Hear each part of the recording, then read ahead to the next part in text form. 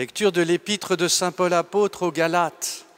Frères, il est écrit qu'Abraham a eu 2 fils, l'un né de la servante et l'autre de la femme libre. Le fils de la servante a été engendré selon la chair. Celui de la femme libre l'a été en raison d'une promesse de Dieu. Ces événements ont un sens symbolique. Les 2 femmes sont les 2 alliances. La première alliance, celle du mont Sinaï, qui met au monde des enfants esclaves, c'est Agar, la servante.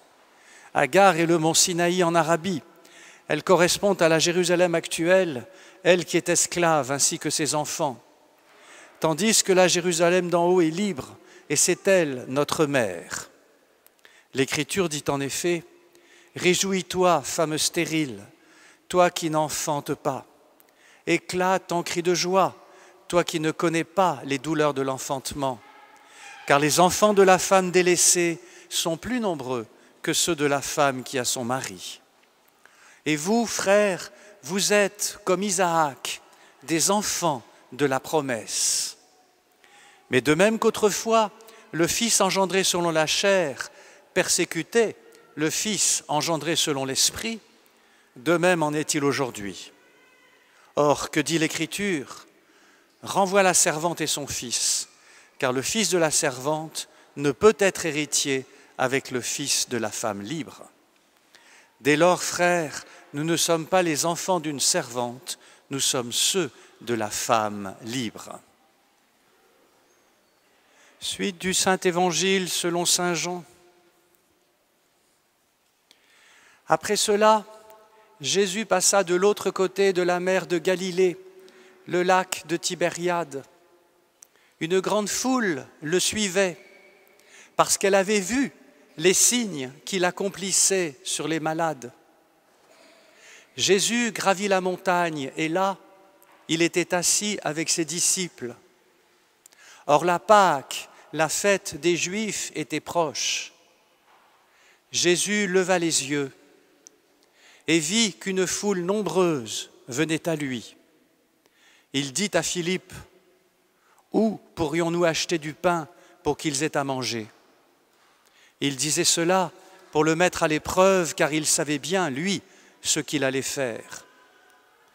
Philippe lui répondit, « Le salaire de 200 journées ne suffirait pas pour que chacun reçoive un peu de pain. » Un de ses disciples, André, le frère de Simon-Pierre, lui dit, « Il y a là un jeune garçon qui a 5 pains d'orge et 2 poissons. Mais qu'est-ce que cela pour tant de monde ?» Jésus dit, « Faites asseoir les gens. » Il y avait beaucoup d'herbe à cet endroit. Ils s'assirent donc, au nombre d'environ 5000 hommes. Alors Jésus prit les pains, et après avoir rendu grâce, il les distribua aux convives. Il leur donna aussi du poisson, autant qu'ils en voulaient. Quand ils eurent mangé à leur faim, il dit à ses disciples, « Rassemblez les morceaux en surplus, pour que rien ne se perde. » Ils les rassemblèrent et ils remplirent 12 paniers avec les morceaux des 5 pains d'orge restés en surplus pour ceux qui prenaient cette nourriture. À la vue du signe que Jésus avait accompli, les gens disaient, « C'est vraiment lui, le prophète annoncé, celui qui vient dans le monde. » Mais Jésus savait qu'ils allaient venir l'enlever pour faire de lui leur roi, alors de nouveau, il se retira dans la montagne, lui seul. Au nom du Père et du Fils et du Saint-Esprit, ainsi soit-il, mes frères. En ce 4e dimanche de Carême, vous le savez, l'Église nous appelle à la joie de Dieu. Cette joie qui retentit par la bouche du prophète Isaïe. Dans l'antienne d'ouverture de la messe que nous avons entendue, « Réjouissez-vous avec Jérusalem, soyez dans l'allégresse, vous qui la pleuriez. » Le moins qu'on puisse dire, vous le savez aussi, c'est que l'actualité internationale ne nous pousse pas à la joie. Les guerres, les crises et les revirements se multiplient de manière inquiétante et le monde paraît s'éloigner de la paix en se laissant gangrener par la violence, le mensonge et la déraison. Et pourtant, la joie du ciel brille dans les ténèbres, et les ténèbres ne l'arrêteront pas, pour parler comme l'Évangile selon saint Jean. Ce matin, cette joie du ciel, c'est la grande joie de la multiplication des pains que le Christ accomplit en Galilée en nourrissant une foule nombreuse, plus de faim, plus de cris, plus de pleurs, comme un avant-goût du ciel. Alors bien entendu, tous les siècles chrétiens ont vu dans cette multiplication des pains une annonce prophétique de l'Eucharistie. Mais même en étant accompli dans l'Eucharistie, ce grand miracle de la multiplication des pains garde aujourd'hui encore toute sa valeur prophétique, parce qu'il oblige les chrétiens nourris par l'Eucharistie, c'est-à-dire nourris par le Christ vivant, à nourrir à leur tour les personnes affamées, comme l'a fait le Seigneur lui-même en Galilée, ou encore à nourrir les âmes, comme il l'a fait par son enseignement à Jérusalem. La multiplication des pains lance donc un défi permanent à nos célébrations de la messe, quels que soient nos effectifs et quel que soit le missel que nous suivions. Quels fruits l'Eucharistie porte-t-elle dans nos vies?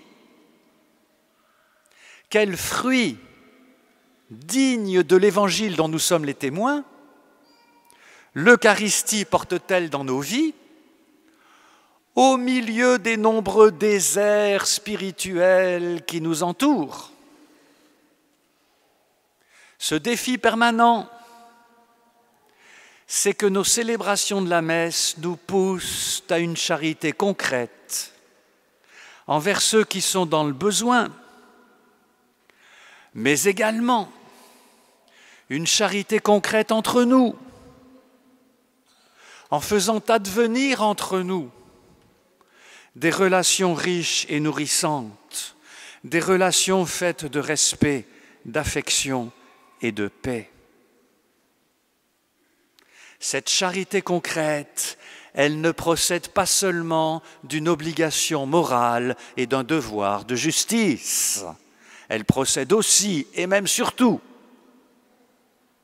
de l'abondance du Christ, du bonheur de croire en lui, de la joie d'être croyant. Bien souvent, nous sommes tellement imprégnés par le matérialisme ambiant que nous avons beaucoup de mal à penser que Dieu puisse donner une joie qui tient debout toute seule et qui ne se raccroche pas d'une manière ou d'une autre à des satisfactions bien terrestres que nos contemporains pourraient vivre sans Dieu. Et nous avons toutes les peines du monde à concevoir que partager notre foi, comme Jésus a multiplié les pains, c'est-à-dire en multipliant des paroles de foi et des actes de charité concrètes, puisse être une source de joie profonde et forte, détachée de tout plaisir et de tout intérêt particulier. Or, chaque fois qu'il nous est donné de témoigner concrètement de notre foi au Christ Jésus, nous éprouvons une joie qui est nourrissante et qui descend du ciel. C'est cela, être des chrétiens fervents. C'est faire l'expérience de la consolation, de la nourriture et de la joie que Dieu donne dans le Christ, non seulement dans l'intimité du culte liturgique et de la prière personnelle, mais également dans les œuvres bonnes qui se rattachent de près ou de loin à la multiplication des pains. Donner pour l'amour du Christ de son temps, de son écoute et de son énergie à des personnes éloignées de nos cercles habituels. Tout ceci a quelque chose de profondément heureux et réjouissant. La vie augmente quand elle est donnée, nous disent les évêques d'Amérique latine, et elle s'affaiblit dans l'isolement et dans l'aisance. De fait, poursuivent-ils, ceux qui tirent le plus grand profit de la vie sont ceux qui mettent la sécurité de côté, ceux qui mettent leur passion à communiquer la vie aux autres. Eh bien, lorsque nous communiquons la vie, quand nous la multiplions et la partageons sous l'impulsion de l'Évangile, alors il y a quelque chose de surnaturel qui se produit et qui est source de joie. Et cela se produit dans nos vies telles qu'elles sont, y compris entourées de véritables indifférences et de véritables souffrances, aggravées par un monde qui cherche à se construire sans Dieu et loin de ses racines chrétiennes. Ici, en Europe occidentale, même la famille ou le milieu de travail peuvent être, vous le savez, un environnement aride où l'on doit pourtant conserver la foi et chercher à la répandre. Car pour citer le pape Benoît XVI, c'est justement à partir de ce désert, de ce vide, que nous pouvons découvrir de nouveau la joie de croire et son importance vitale. Nous savons que cela est vrai pour l'enfant ou l'adolescent ou le jeune qui est le seul de sa famille à pratiquer son christianisme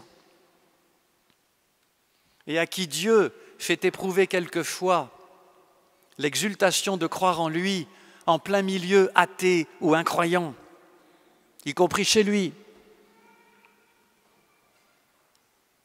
Et c'est également vrai pour la grand-mère ou le grand-père qui est seul de sa famille à croire et à prier pour ses enfants et ses petits-enfants.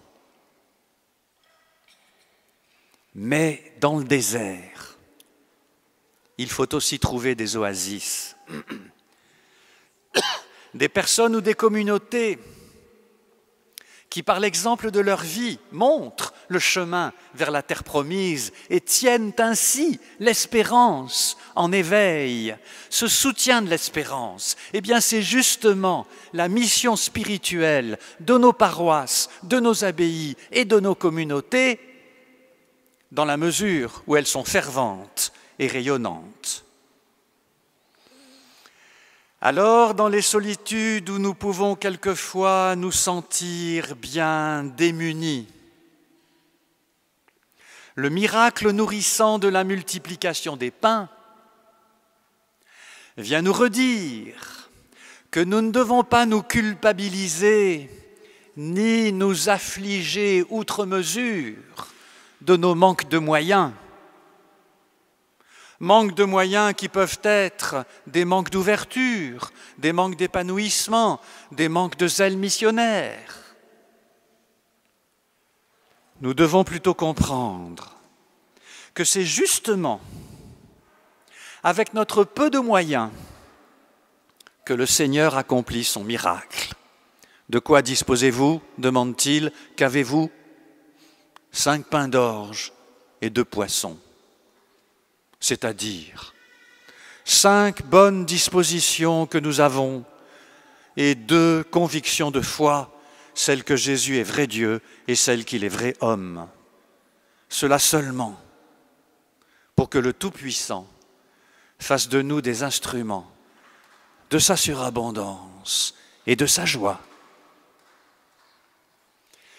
Eh bien, ce matin, que notre prière d'intercession les uns pour les autres et pour nos frères éprouvés nous garde dans la force de Dieu et dans l'allégresse de savoir que malgré toutes les tristesses de ce monde, nous touchons déjà quelque chose de la vie véritable vers laquelle nous allons tous.